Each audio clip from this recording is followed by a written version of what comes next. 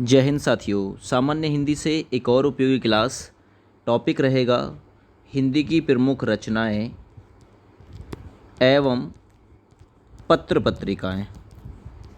पत्र पत्रिकाएं ये एक ऐसा टॉपिक है जो आपके प्रत्येक एग्ज़ाम के लिए खास है, चाहे आप कांस्टेबल की तैयारी कर रहे हो, यूपी कांस्टेबल या फिर बिहार कांस्टेबल। जिस भी एग्ज़ाम में हिंदी आती है, UPSI, PAC, jail warden, fireman, assistant operator, head operator इत्यादि जैसे एग्ज़ाम्स के लिए भी। ओवरऑल मिलाकर अगर मैं एक बात बोलूँ तो वो गलत नहीं होगी। सामान्य हिंदी जिस भी एग्ज़ाम में पूछी जाती है तो क्वेश्चन हमारी वीडियो से आप लोगों का बनेगा ही बनेगा, ये याद रखना। तो आप लोगों को फुल वॉच करना है इस वीडियो को। दूसरा, इसके 3 भाग बनाए जाएंगे। ये भाग फर्स्ट है आज। इसी प्रकार से जो आगामी कल है उसमें आप लोगों को सेकंड पार्ट, अगला पार्ट उससे अगले दिन मिल जाएगा। और जब तीनों पार्ट कंप्लीट हो जाएंगे तो हमारे यूट्यूब चैनल पे प्लेलिस्ट बनी हुई है सामान्य हिंदी ट्रिक से, उसमें आप लोगों को ये सभी जो प्लेलिस्ट में ऐड होके मिल जाएंगे। सवाल नंबर फर्स्ट देखिए। राजा राम मोहन राय का पत्र था बंगदूत, नाम था बंगदूत। तो ये पूछ सकता है बंगदूत किसके द्वारा संपादित पत्र है? राजा राम मोहन राय। ब्रह्म समाज की स्थापना भी की थी 1828 में इन्होंने। तो राजा राम मोहन राय के द्वारा बंगदूत का सर्वप्रथम जो प्रकाशन था वो किस सन में किया गया था? 1828, 32, 1827 या फिर 1829? तो याद रखना, इन्होंने इसका जो संपादन कार्य किया था 1829 ईस्वी में किया था बंगदूत का। आपसे पूछ सकता है बंगदूत कहाँ से प्रकाशित हुआ? तो लिख लेना कोलकाता से। कहाँ से प्रकाशित हुआ था? कोलकाता से। एक और उपयोगी क्वेश्चन बन जाएगा, कोलकाता से ये प्रकाशित हुआ था। अच्छा, राजा राम मोहन राय के कुछ अन्य पत्र भी थे जो प्रकाशित हुए थे, जिनमें सबसे इम्पोर्टेंट है संवाद कौमुदी। संवाद कौमुदी। इनके साथ साथ में इनका एक और पत्र आया था जिसका नाम था मिरात उल अखबार। मिरात उल अखबार। ये भी इनके पत्र ही हैं। पत्र पत्रिकाएं और रचनाएं इस वीडियो का मेन टॉपिक है। तो याद रखना, ये इम्पोर्टेंट जानकारी यहाँ से आप लोगों को प्राप्त हुई है। अगले सवाल पर चलिए। सार सुधा निधि पत्र के संपादक कौन थे? मोस्ट इम्पॉर्टेंट क्वेश्चन है। सार सुधा निधि पत्र जिसका प्रकाशन 1879 ईस्वी में हुआ था, है ना? और इसका जो संपादक था वो कौन था? राइट आंसर रहेगा आपका पंडित सदानंद मिश्र। पंडित सदानंद मिश्र, ये याद रखना। तो ए विकल्प बिल्कुल इसका राइट आंसर हो जाएगा, बिल्कुल राइट। इस पत्र की अगर मैं भाषा की बात करता हूँ तो इस पत्र की भाषा संस्कृत मिश्रित हिंदी थी, है ना? सार सुधा निधि की अगर मैं बात करता हूँ तो संस्कृत के साथ साथ में मिश्रित हिंदी थी। तो इस सवाल का राइट आंसर आपका ए विकल्प के तौर पे बिल्कुल राइट है। आगे बढ़िए। विशाल भारत पत्र कहाँ से प्रकाशित हुआ था? एक और इम्पोर्टेंट क्वेश्चन। विशाल भारत पत्र जो कि 1928 ईस्वी में प्रकाशित हुआ था। विशाल भारत पत्र ये कहाँ से? पश्चिम बंगाल की राजधानी कलकत्ता से ये प्रकाशित हुआ था। इस पत्र के संपादक का जो नाम था विशाल भारत पत्र के, वो था रामानंद चट्टोपाध्याय। चट्टोपाध्याय, याद रखना, रामानंद चट्टोपाध्याय के द्वारा ये संपादित था विशाल भारत पत्र। और इसका जो प्रकाशन है 1928 ईस्वी में कलकत्ता से हुआ था, याद रखो। ठीक है ना भैया? आगे बढ़ते हैं अगले सवाल पे। सवाल नंबर 4। रचनाकार और रचना का कौन सा युग्म सही नहीं है? इनमें से एक युग्म सही नहीं है, जरा बताइए कौन कौन सा युग्म सही नहीं है?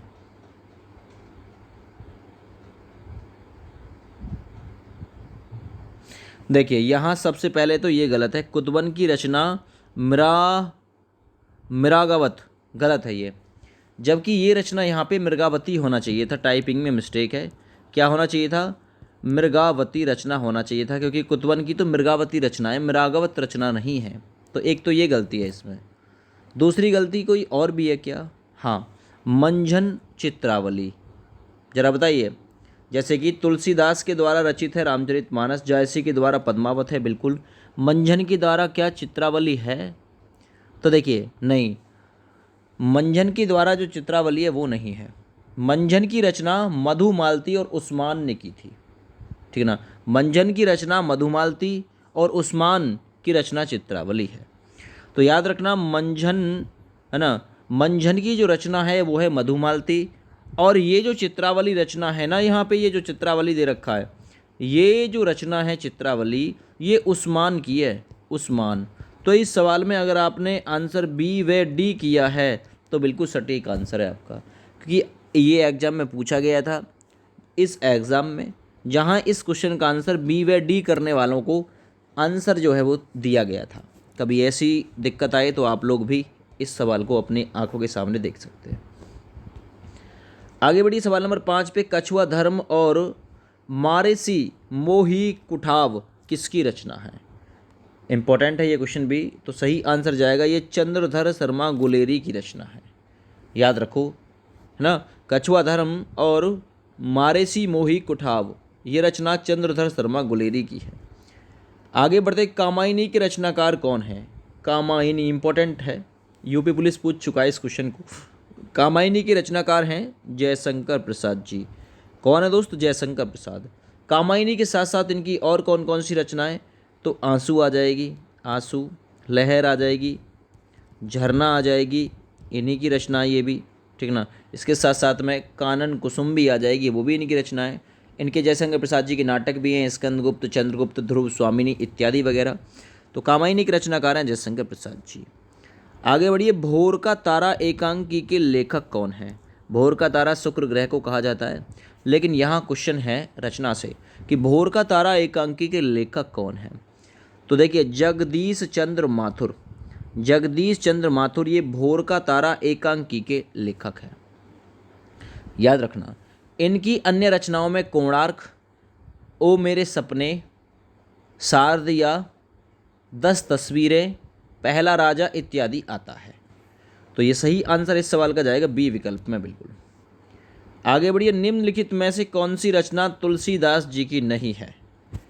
तुलसीदास जी की रामचरितमानस है, बिल्कुल सही है, ठीक है। इसके साथ साथ गीतावली भी है, कृष्ण गीतावली भी है, भक्तमाल नहीं है, क्योंकि भक्तमाल रचना मैंने कल भी आपको बताया था नाभा दास की है। किसकी रचना है? नाभा दास की रचना है भक्तमाल। तो इस सवाल का राइट आंसर आपका डी विकल्प था, ठीक है दोस्त, याद रखना ये चीज़। आगे बढ़ते हैं, हिंदी का प्रथम समाचार पत्र कौन सा था? इंपॉर्टेंट कर लेना इस क्वेश्चन को, आगामी एग्ज़ाम में और पिछले एग्ज़ाम में भी ये पूछा जाता रहा है। हिंदी का पहला समाचार पत्र था दोस्त उदंड मार्दंड, याद रखना।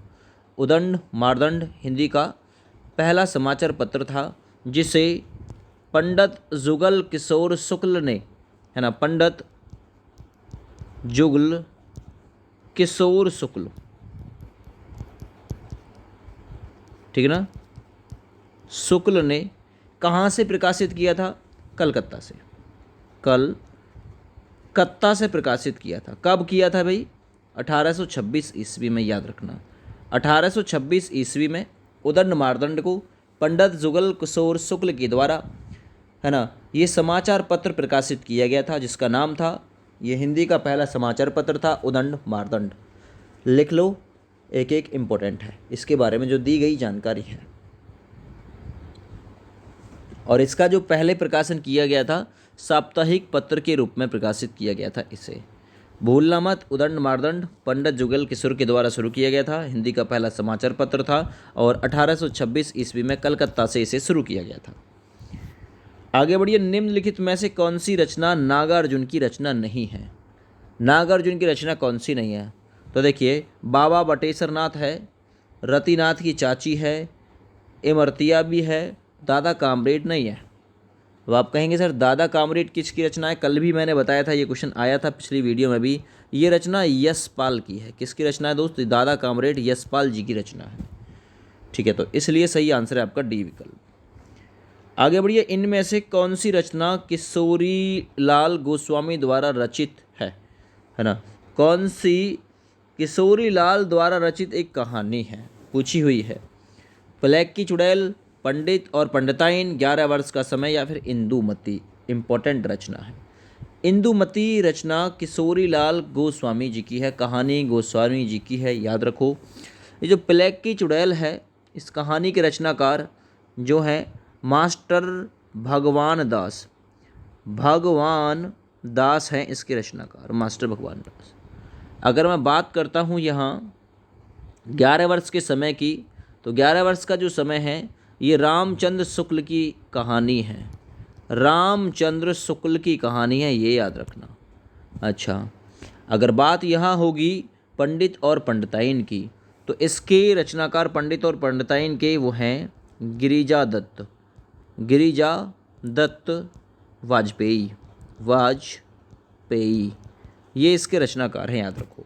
और इंदुमती कहानी कौन सी है? हिंदी की पहली कहानी है, किशोरी लाल गोस्वामी जी के द्वारा ये रचित है, ये याद रखो, इम्पोर्टेंट थी ये। आगे बढ़िए, कनुप्रिया के रचनाकार कौन है? कनुप्रिया के, इम्पोर्टेंट कर लेना इस कनुप्रिया को। भगवती चरण वर्मा, धर्मवीर भारती, रागे राघव या नागार्जुन।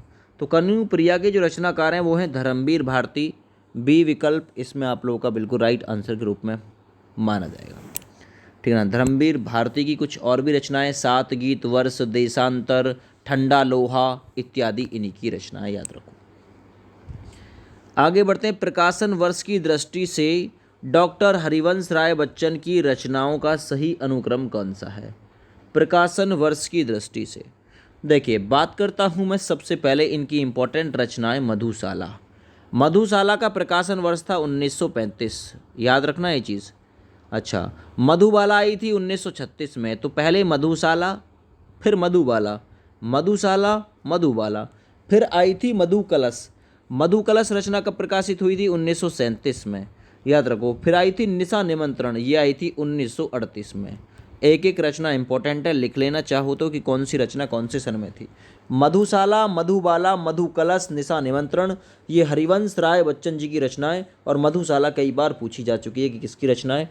ये रचना हरिवंश राय बच्चन जी की है, 1935 में आई, प्रकाशित हुई थी। 1936 में मधुबाला, 1937 में मधुकलश, और निशा निमंत्रण जो थी वो 1938 में प्रकाशित की गई थी।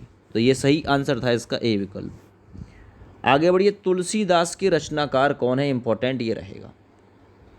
तुलसीदास के रचनाकार कल भी मैंने बताया था, सूर्यकांत त्रिपाठी निराला जी हैं तुलसीदास रचना के रचनाकार, ठीक है भैया, याद रखना। और सूर्यकांत त्रिपाठी निराला की अन्य रचनाएं भी हैं, अनामिका, परिमल, गीतिका, सांध्य काल की, कुकुरमुत्ता, अणिमा, बेला, नए पत्ते, अर्चना, आराधना, गीत गूंज, तुलसीदास इत्यादि। आगे बढ़िए, अन्या से अनन्या आत्मकथा किसकी है? अन्या से अनन्या जो आत्मकथा है वो किसकी है, याद रखो, ठीक है। इसका जो प्रकाशन हुआ था अन्या से अनन्या का, वो 2007 में प्रकाशन हुआ था, याद रखना। और ये प्रभा खेतान की रचना है, प्रभा खेतान की जो आत्मकथा है, याद रखना। तो ए विकल्प इसमें बिल्कुल राइट आंसर के रूप में माना जाएगा। अच्छा, अपने जीवन के अनछुए पहलुओं को उजागर करने वाली आत्मकथा अन्या से अनन्या लिखकर सौम्य और शालीन प्रभा खेतान ने साहित्य जगत को चौंका दिया था। इन्होंने बहुत ही अहम योगदान साहित्य के मतलब साहित्य के क्षेत्र में इन्होंने अपना दिया था। आगे बढ़िए, रेहन पर रघु किस लेखक का उपन्यास है? एक और उपयोगी सवाल है। रेहन पर रघु उपन्यास के लेखक कौन है?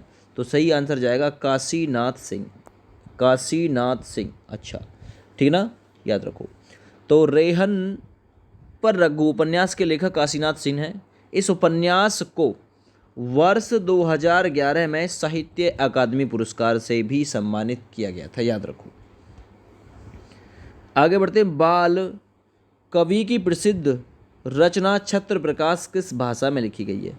तो बाल कवि की प्रसिद्ध रचना छत्र प्रकाश किस भाषा में लिखी गई है, पूछ सकता है। तो याद रखना, ये रचना बुंदेली में लिखी गई है। लाल कवि जो कि 1649 से 1731 ईस्वी तक रहे थे, जन्म मरण। पन्ना नरेश छत्रपाल के दरबारी कवि थे, ये पन्ना नरेश थे छत्रपाल, उनके दरबारी कवि थे लाल कवि, ठीक है ना। लाल कवि का पूरा नाम गोरेलाल था। इनका पूरा नाम क्या था? तो इनका नाम था पूरा गोरेलाल, फिर ये लाल कवि के नाम से फेमस हो गए थे, याद रखना।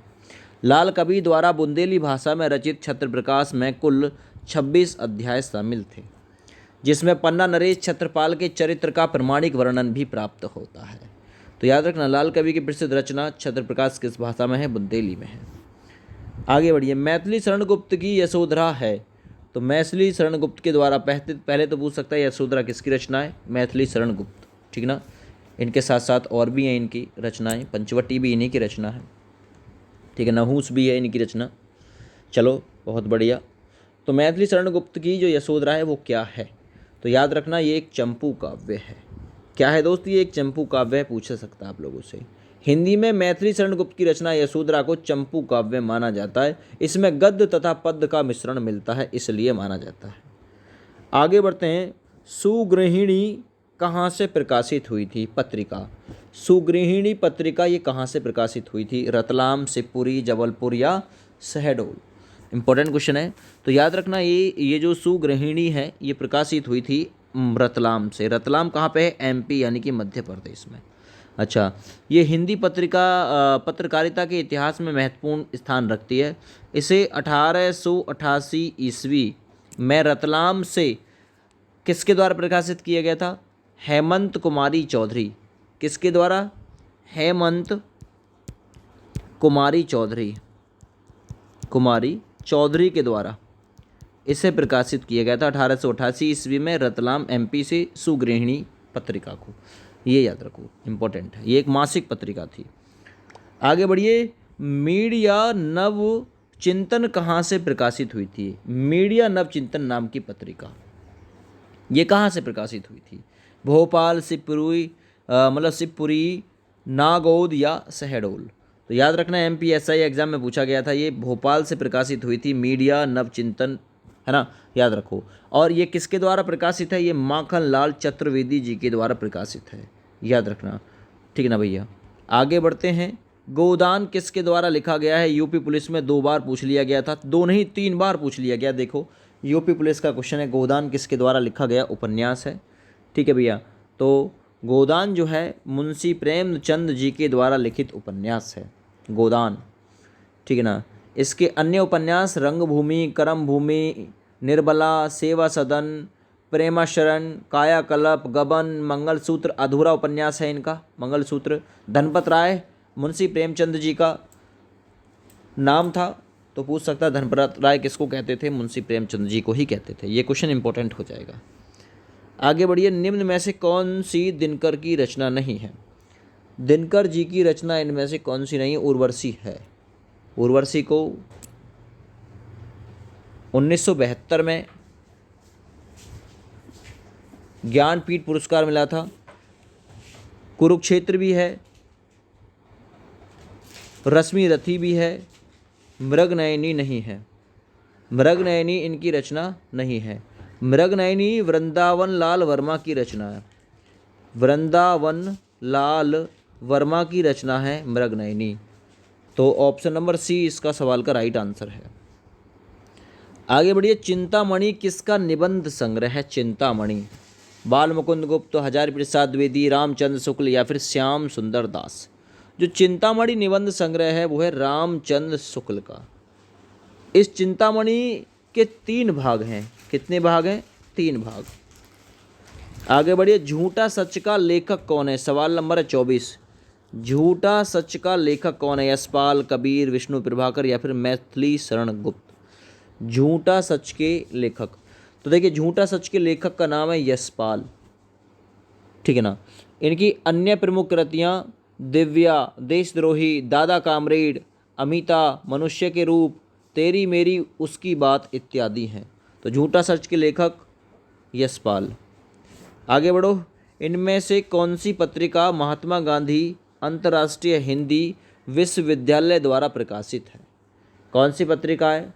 तो उसका नाम है बहुवचन।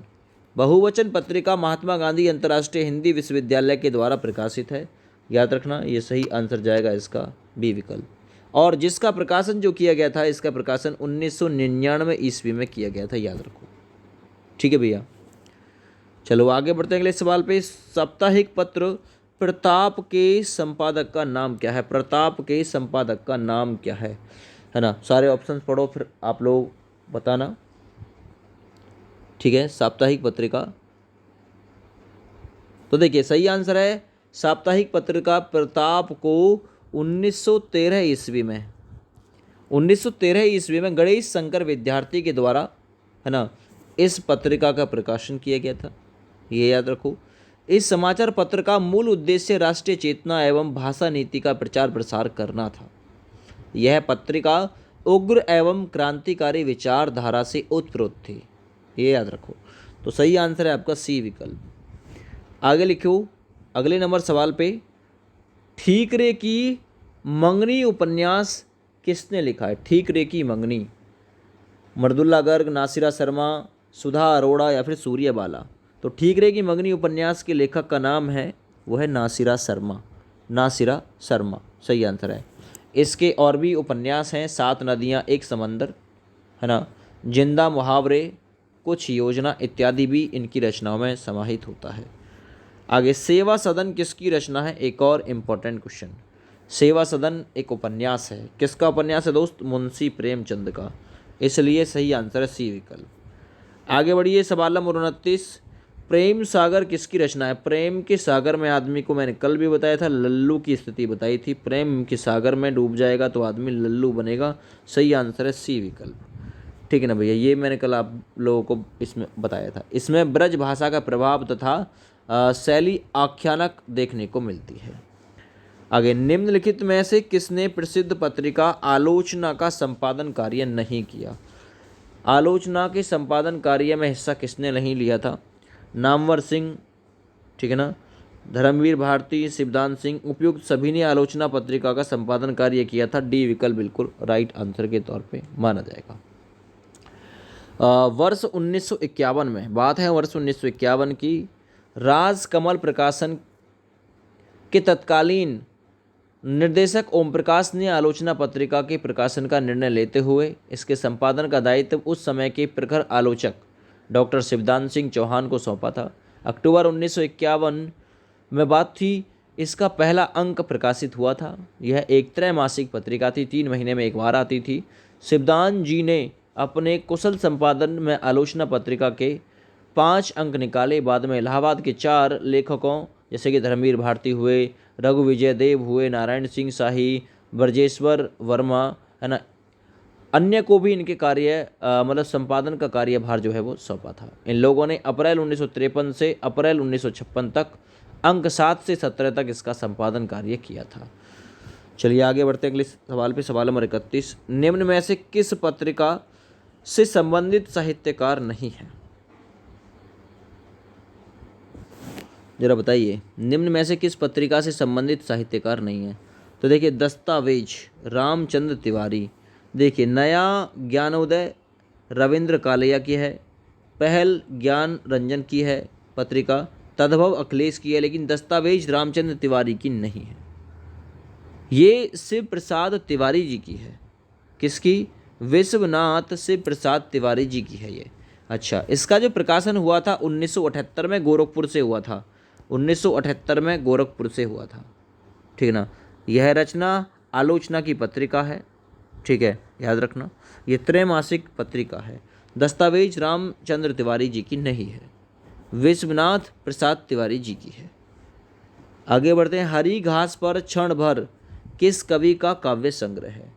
हरी घास पर क्षण भर, तो देखिए सही आंसर जाएगा अग्गे जी, अग्गे जी की है हरी घास पर क्षण भर। सदा नीरा, चिंता, इतलम, वावरा अहेरी, पहले मैं सन्नाटा बुनता हूँ, सागर मुद्रा, ऐसा कोई घर आपने नहीं देखा, आदि सभी अग्गे जी की प्रमुख रचना है, याद रखो।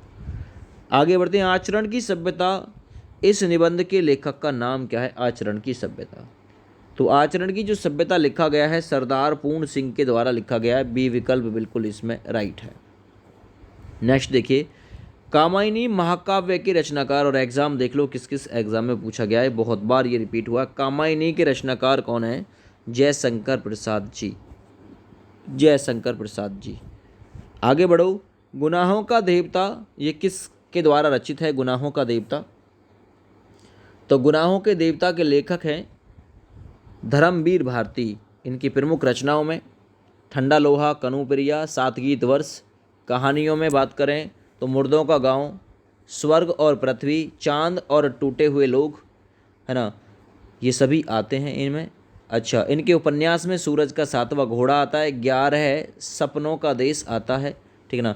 तो ये भी पूछा हुआ है सूरज का सातवां घोड़ा ये किसका उपन्यास है? धर्मवीर भारती जी का ही उपन्यास है, याद रखो। और 11 सपनों का देश ये भी धर्मवीर भारती का ही उपन्यास है। आगे बसी पंखी बोलहि बहुभाषा, है ना, बहुबाखा, करहे हुलास देखी के शाखा। प्रस्तुत पंक्तियों के रचनाकार कौन है? इन पंक्तियों के रचनाकार हैं मलिक मोहम्मद जायसी। बी विकल्प बिल्कुल सही है। आगे बढ़ता हूँ। वागर्थ पत्रिका कहाँ से प्रकाशित होती है? वागर्थ जो पत्रिका है नाम की, ये कहाँ से प्रकाशित होती है? इसका प्रकाशन वर्ष है 1995 और ये जो पत्रिका प्रकाशित होती है वर्तमान में कोलकाता से प्रकाशित होती है। ऑप्शन नंबर सी बिल्कुल इसमें सही आंसर के रूप में माना जाएगा। और इसके संपादन का जो कार्य किया था रविंद्र कालिया ने किया था, ठीक है ना भैया। रविंद्र कालिया, ममता कालिया आदि इसमें शामिल थे। रविंद्र कालिया और ममता कालिया वागर्थ पत्रिका के संपादन कार्य में शामिल थे।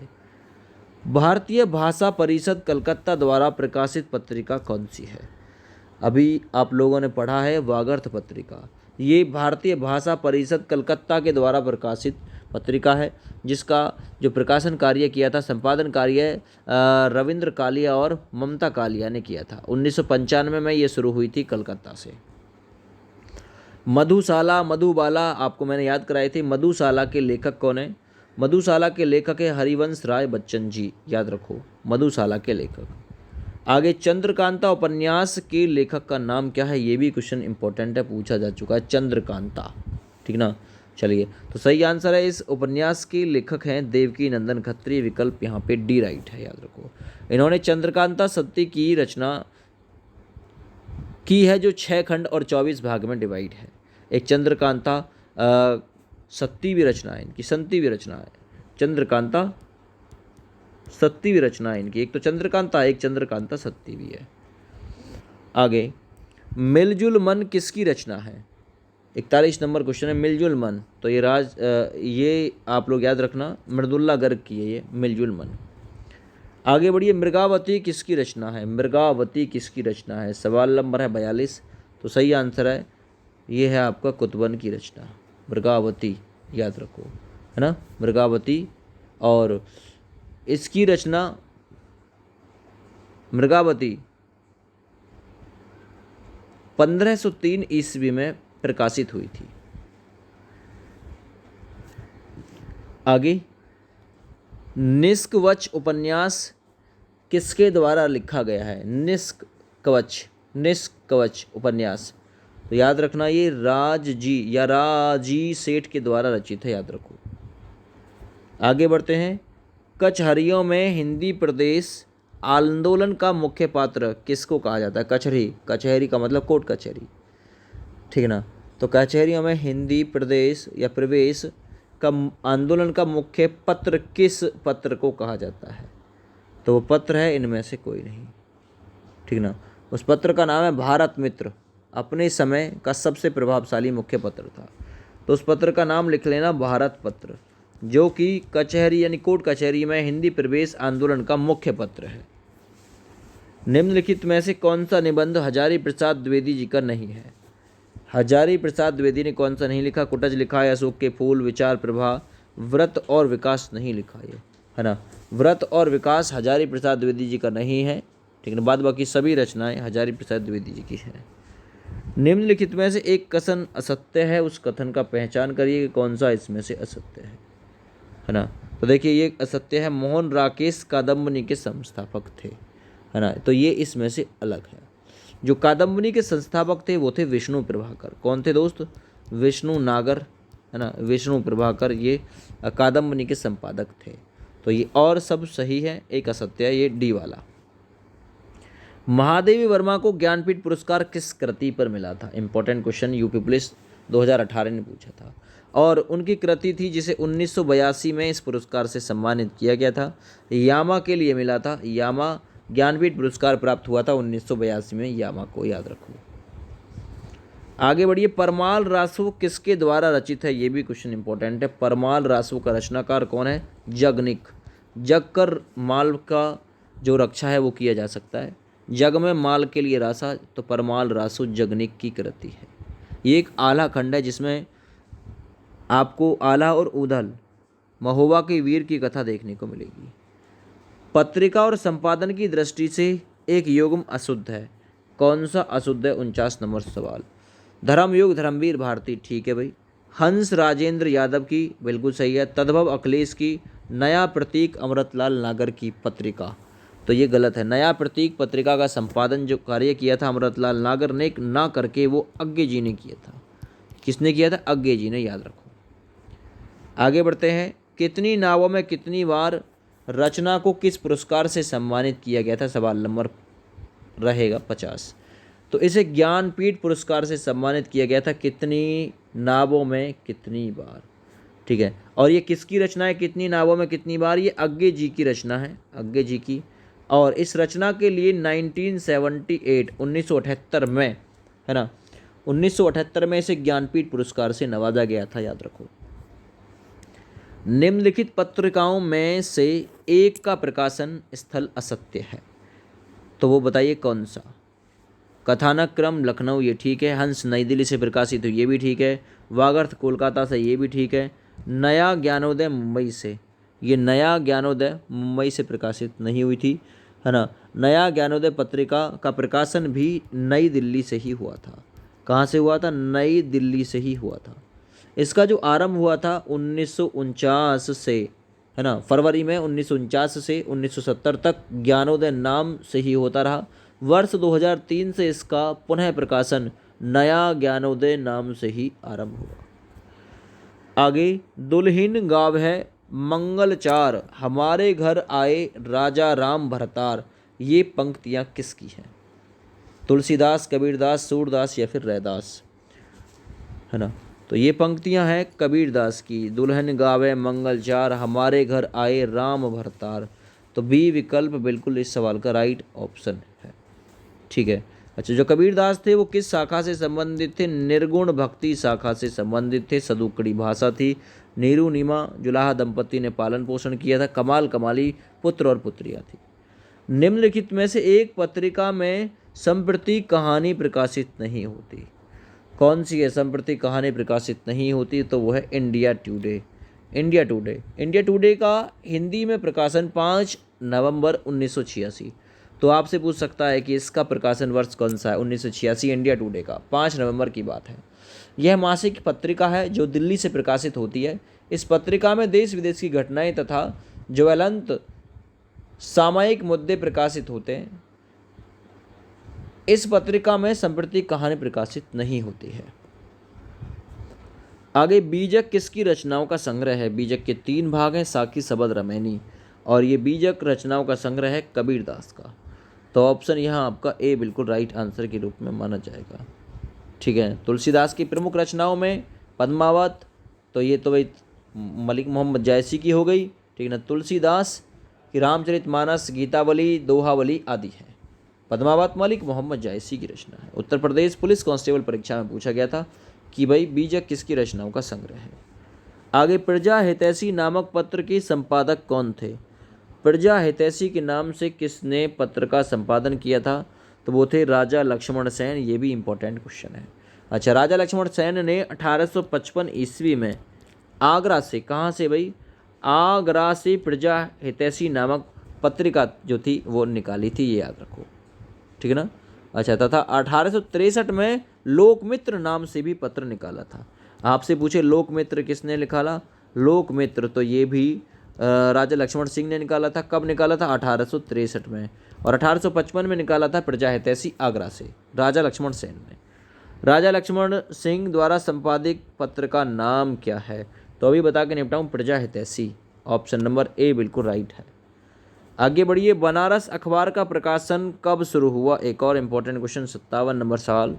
तो बनारस अखबार का जो प्रकाशन हुआ था वो 1845 ईस्वी में हुआ था, बनारस अखबार का प्रकाशन, है ना, याद रखो। ऑप्शन नंबर डी बिल्कुल सही आंसर है। आगे बढ़िए, हिंदी प्रदीप पत्रिका का संपादन किया गया? इम्पोर्टेंट है, हिंदी प्रदीप पत्रिका। तो हिंदी प्रदीप पत्रिका है ना, इसके संपादन का कार्य किया था बाल कृष्ण भट्ट ने। कब संपादित हुई थी ये? 1877 ईस्वी में। 1877 ईस्वी में संपादित किया गया था। यह एक मासिक पत्रिका थी, हिंदी प्रदीप, याद रखो ये चीज़। आगे बढ़ते हैं। निम्नलिखित में से कौन सा रासो आला खंड के नाम से भी जाना जाता है?